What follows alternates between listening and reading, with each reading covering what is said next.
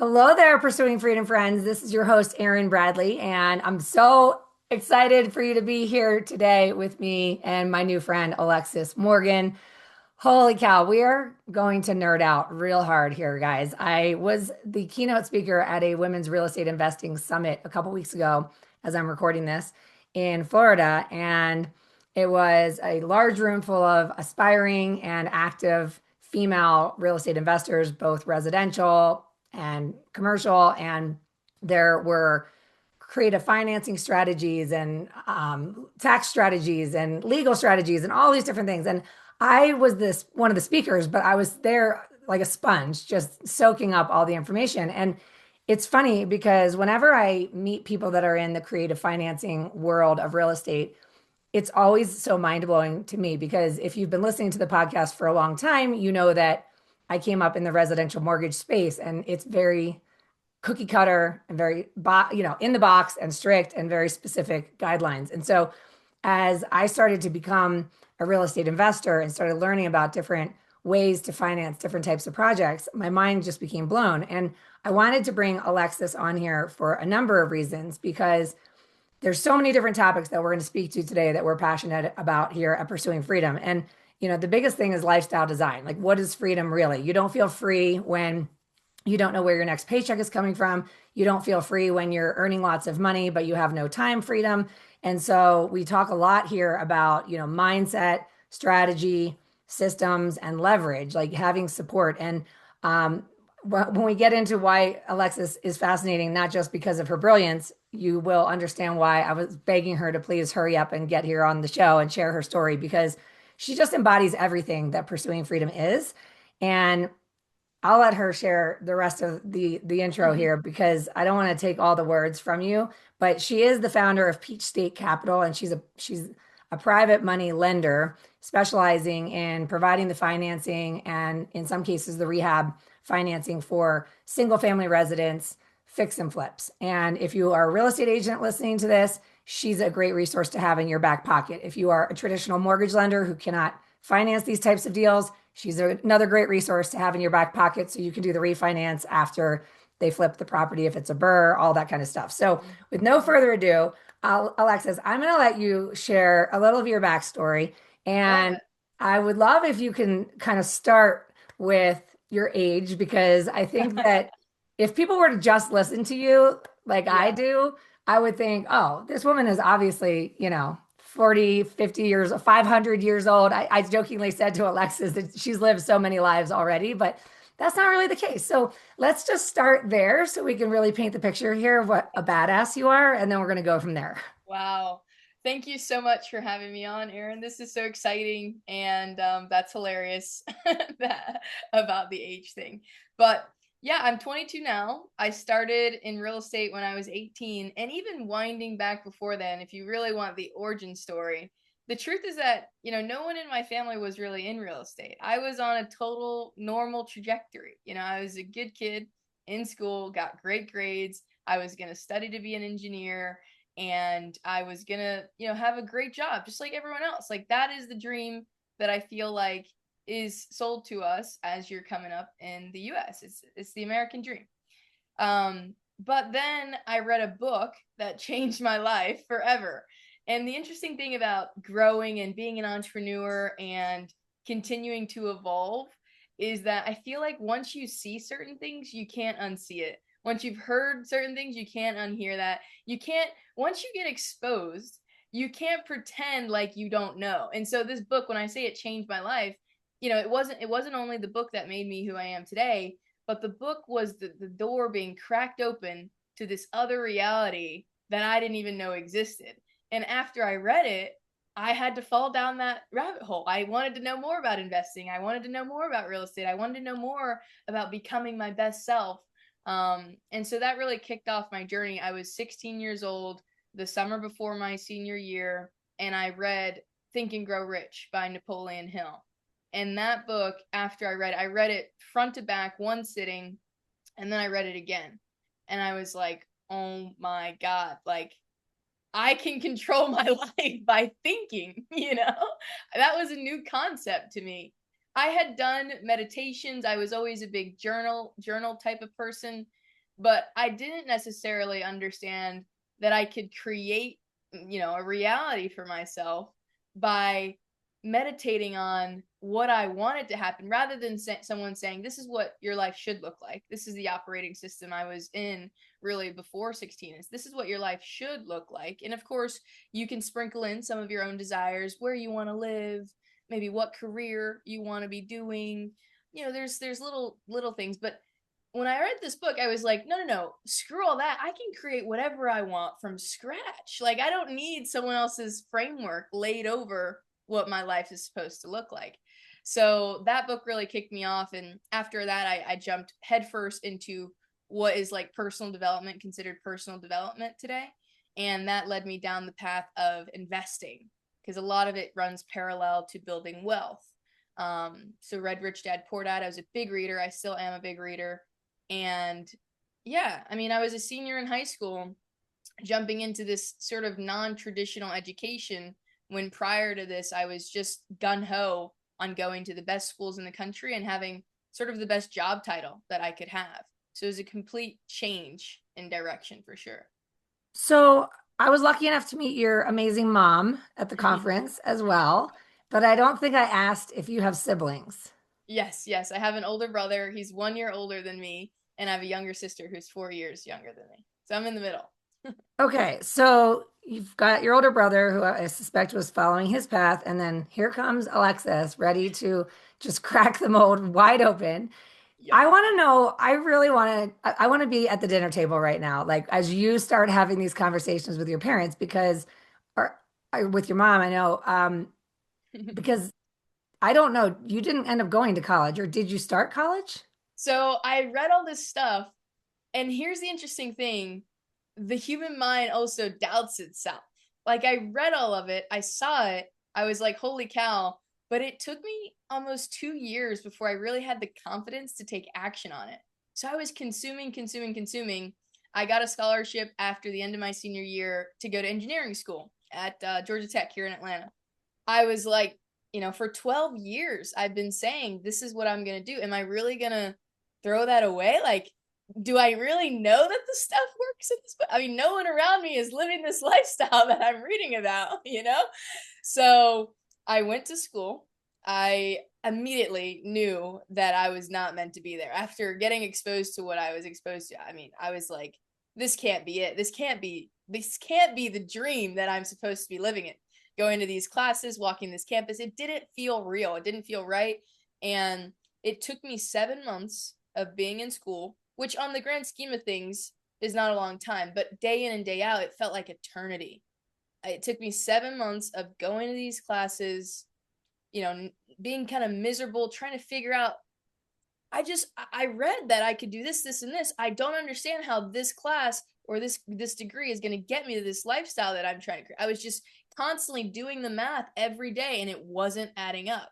And so I became so conflicted within myself going to class every day, going to school. And my mom is very well educated, PhD in education, like double down. Yeah. And yeah, I think I turned 18 my freshman year in college. It was October of 2021, and I felt empowered. And I said, well, I'm going to take a leave of absence. So I was like, if it doesn't work, I'm going to try this. If it doesn't work out, I'll take a semester. Then I can always come back. Georgia Tech isn't going anywhere. The school's been here for years. But I said, I'm going to give this a shot because what I'm doing right now doesn't feel good. And if there's only one option, stay or go. And if I stay, I'm guaranteeing myself no success. So I might as well go and try. You can fail at what you don't want. Might as well try to fail at what you want. So I said, I'm gonna take a leave of absence. And December of 2021, I hit the road in terms of I went to a couple dozen meetups. I went to my first real estate education courses that flowed over into 2022. And when I made my first couple $1,000s, my brother dropped out right after. He was like, "All right," he's like, "Got it. That's working. I'm leaving school too." We totally broke the mold. And my mom, there was a period where she was just like totally in shock. You know her now; she's in the business. But during that time, she was having an identity crisis to put it lightly with her kids. Yeah. Yeah. So, okay, talk us through the process of the learning process. I've read Think and Grow Rich. I've also read Rich Dad Poor Dad. It was Yep. actually one of the first business books I read back in 2007. So I'm with you on that. And then starting to go down this rabbit hole of learning. And I remember even having my siblings make fun of all my self-help books, they called it, on my shelves. And Yep. I'm like, Yep. these are my Me too. teachers, okay? So, but so once you started going down that path, how did it take you? Like, talk us through where you became inspired around private money lending, how you took the first step. What did that look like? And how did it lead you to where you are today? And I also want you to talk about where you are today with the size of Sure. your fund just a few years later. But Yeah. speak to us like we're kindergartners. I love it. So real estate is a very relationship based industry. I'm grateful to have cut my teeth in an industry that really requires other people because it's made me build some of the most beautiful relationships. So the first thing that I did was I went to a real estate meetup. I was shaking hands and kissing babies, building relationships with people, and one deal after a time. How I actually started in real estate was by buying and selling property. I was going door to door. I would pull a huge list of foreclosures. People in foreclosure, number one, don't want to be in foreclosure, and number two, have to have their auction stopped before their house gets foreclosed on. So I would go door to door, door knock these houses, sit across, and I was 18 years old, really naive, very dangerous, honestly. But I was like, I got to figure this out. So I'd go door to door, sit across the table from these homeowners and help them understand how to actually get out of the situation that they were in, how to sell their property, how to do that in a very fast timeline. A lot of these foreclosures were 30 days away, 45 days away, 15 days away, tomorrow. So I stopped these auctions from happening and I would purchase the properties and I'd resell them, purchase, resell, purchase, resell. And I was doing that for a while and I was in Orlando, Florida, and it was very hot. And I said, well, I don't want to do this for the rest of my life. This is not what I dropped out of school for, you know?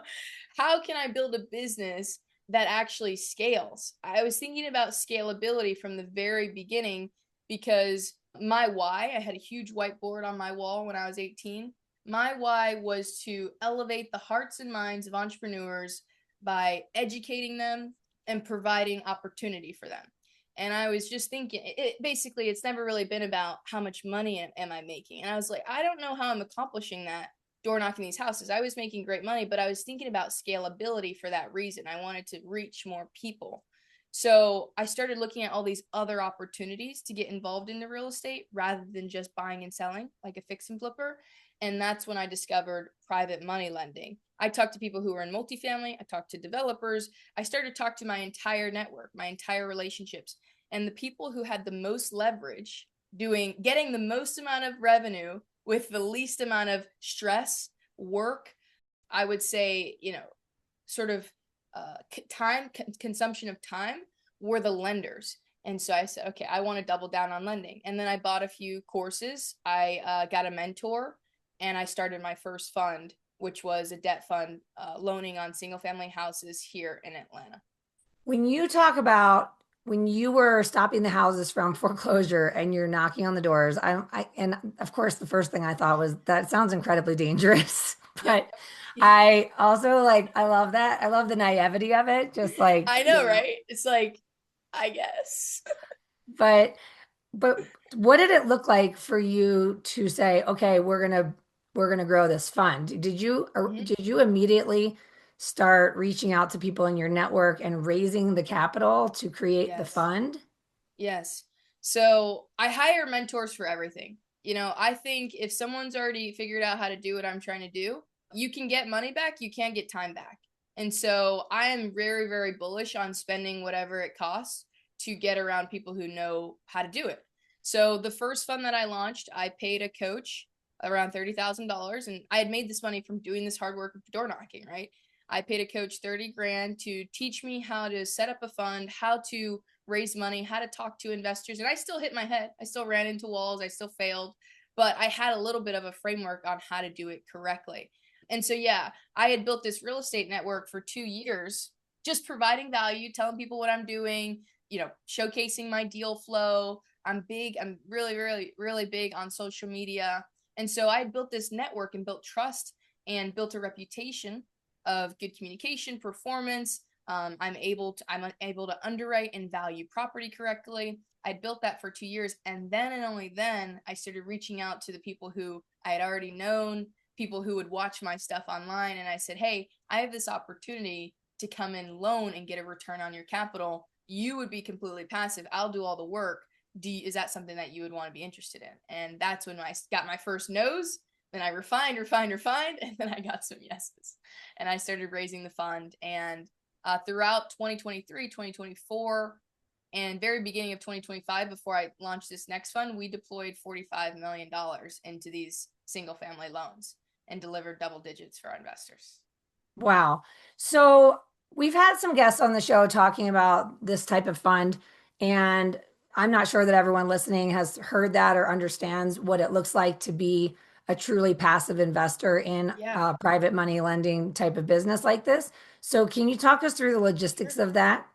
Yeah, of course. The best way that I describe private lending is, most people who buy a property, they go and get a mortgage on it.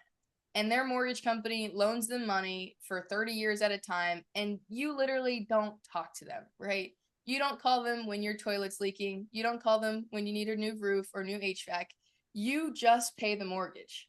And so, how cool would it be as an individual to position yourself as the mortgage companies? Instead of 30-year loans, I do 6 to 12 month loans. But no one calls me when their toilet's leaking. And again, I don't lend to consumers. I lend to exactly who I used to be, people who are buying and selling. That's how our loans are so short. We're lending to people who are buying property, fixing it up, and then reselling it. And so we position ourselves as the bank, as the mortgage, as the lender. We collect monthly interest payments as the bank, as the mortgage, as the lender. And we are not responsible for calling the contractor or making sure that the right color paint is on the walls. We obviously make less than what that fix and flipper is going to make, but we make a good return on our money for being in that position, for being able to provide the capital to get that project done. It's the simplest way I could put it. Incredible. And what's the minimum investment to invest in your fund? Yeah, so we most of our loans are anywhere between 100,000 and 500,000. But coming into the fund where we issue out of loans, people can come in for as little as 50,000. So that's our minimum investment to get in to the opportunity is 50K.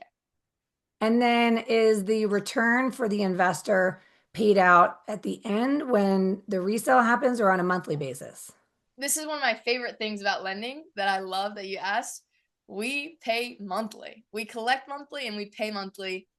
Everyone has bills at every 30 days. And so we want to collect as frequently as possible, keeping our relationship with that borrower warm, and then pay out to our investors as frequently as possible, keeping everyone excited for the mailbox money that's coming every single month. I love the monthly distributions personally.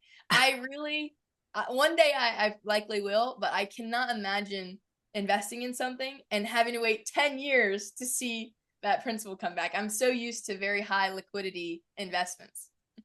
I love it. So I want to first acknowledge the fact that you said you were thinking about scalability from day one. I mean, to hear the words come out of I your know. mouth, there are people listening to this podcast that maybe have been listening to or known me for a long time, and they know how passionate I am about scale and leverage because the roller coaster of either, busy or broke or feast or famine and all that stress that comes with any end of the spectrum, Mhm. can be alleviated by buying back your time. And I know that you did a lot of research, reading the books, hiring the mentors and the courses and, YouTube University, like you said, in Florida. Walk us through what it looked like for you to start to scale this particular business and how did you get started? How did you overcome any fear that you may have had? Or do you just Yeah. do exactly what your mentors say? Because if all my coaches did exactly what I say, I would be so happy. Just kidding. There's definitely a little bit of fear. I think I remember the first person I hired, I was really scared for multiple reasons. The first one was because I was going to have to spend money before I made money. Like I had to invest in their salary. I had to invest in them being on my team. And of course you have KPIs, key performance indicators to like, okay, here's how I'm going to make this money back. But you're still putting out before you're necessarily collecting. So I was really like anal and focused on, are they hitting their numbers? But then, I was scared, like, am I a good leader? Well, have I empowered them to hit their number? Do they know what they're supposed to be doing? And then once you overcome that, it's like, well, how do I communicate better? So the first person I hired, I had to learn how to be more empathetic, almost. Like, it was a certain personality that was very sensitive to how things are said rather than what's said. And I have other Mhm. people on my team that are just like, tell me how it is. And I've had to learn that over time, the different personalities. But the biggest leverage that you can ever like deploy is getting some of your time back. And so I've had to just like really look at, what is my time being allocated toward, and climb like the skill ladder. Okay, right now I'm doing sales. The skill ladder that sits above sales, in my opinion, is marketing. Okay, I no longer want to write my marketing copy. What's going on inside my operations? Can I delegate some of the tasks that need to be done? And financials was the first thing I delegated. I do not want to keep the books, but those people are external to the company, not internal. But then it's like strategy. Okay, no one can work on the strategy except me right now, because none of these people are in charge of where we're going. So I've just had to continuously climb this like skill ladder and hire people and train them for that skill, that particular skill. And this year, 2026 is the first year that I've actually hired someone smarter than me. Up until this point, I've hired someone and I've trained them on the skill. I've dished out my experience to them on the skill. This year, I've hired for the first time someone more experienced than me in a particular niche of the business, which is really, really cool too. Super cool. I love that. Yeah, I love surrounding myself with people that are smarter than me, and most of them are. So I would say that the other interesting thing is we're so afraid of offloading something we think we're so good at, and we're really not that good at it. We're just doing the best we can because we care. Exactly, exactly. Like, most these roles that I'm hiring for now, I mean, I'm really excited to let go of them, because like you said, there are people who that is their exact mastery, and they would do a much better job than I can do. 100%. Like I'm very not detail oriented, but I cared a lot about the client experience. So I had to become good at the details.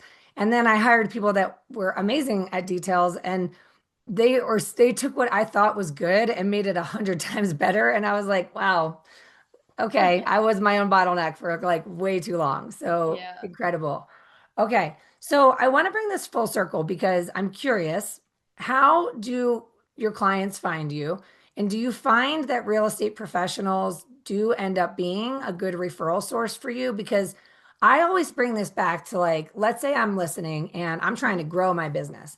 Well, one of the things we talk a lot about at Pursuing Freedom is how do we create a communication plan that feels really interesting to me as an individual? Like, I want to design the business of me because for many years I compared myself to what everybody else was doing and I tried to be like everybody else, and it doesn't work that well. Like, we're not supposed to fit any mold. And what I love about real estate is, like you even alluded to, there's so many different lanes, there's so much diversity in the way in which we can create fulfillment in this business, have the financial success, have the time freedom if we're willing to get in the rooms with the people that are doing it.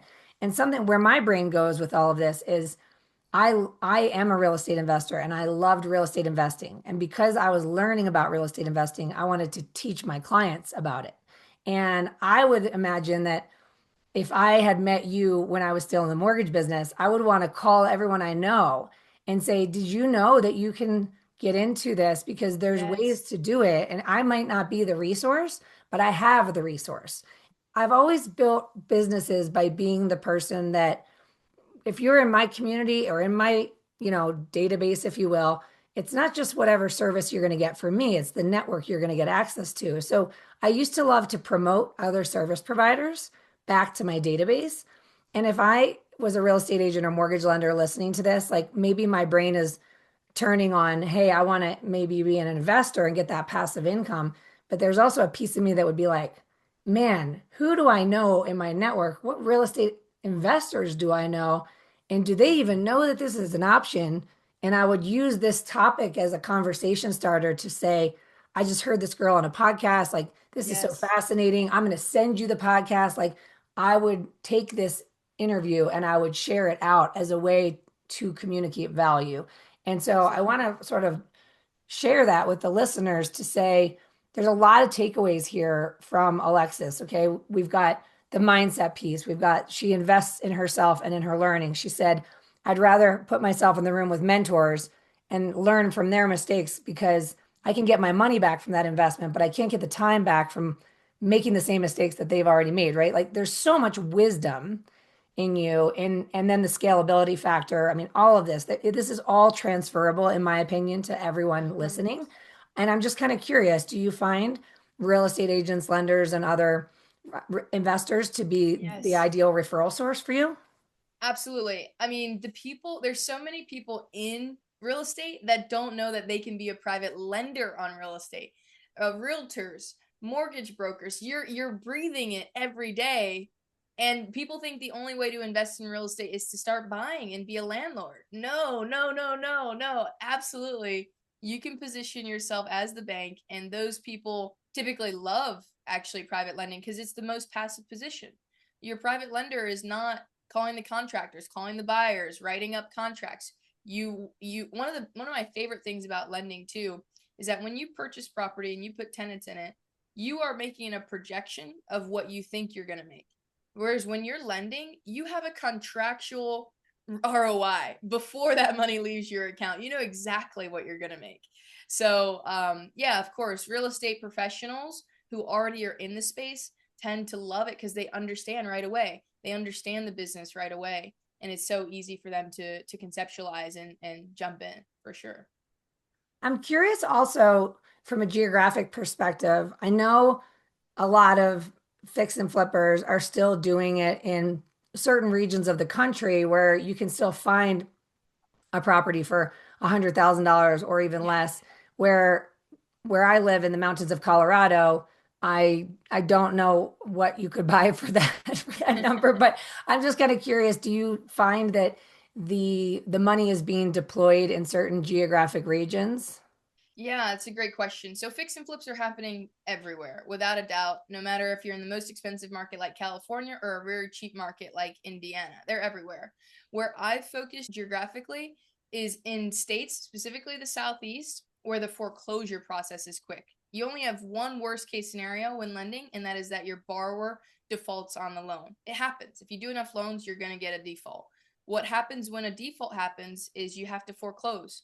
You have to auction, you have to go through the process of auctioning off that property or selling it.